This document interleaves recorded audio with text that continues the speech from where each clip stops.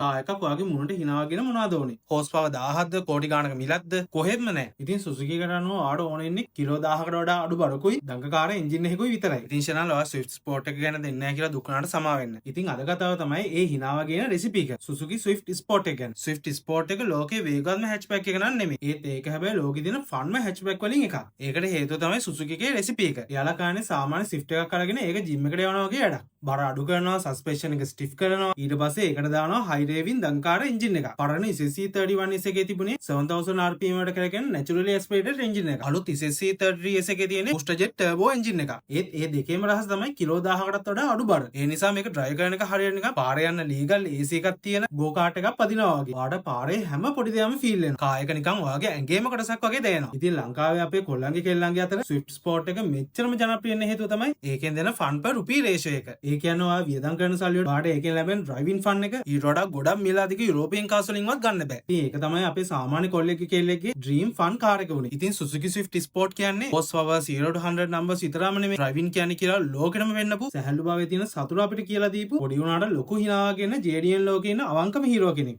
ඉතින් ඔයා Swift Sport එක ඩ්‍රයිව් කරලා තියෙනවා. එහෙම නැත්නම් ඔයාගේ ෆේවරිට් ෆන් කාර් එක මොකද්ද? Starlet GT එකද Swift Sport එකද? කමෙන්ට් එකකින් කියන්න. වාහන ලෝකේ මේ වගේ ෆන් මැෂින් ගැන තව දැනගන්න අපේ page එක follow කරන්න.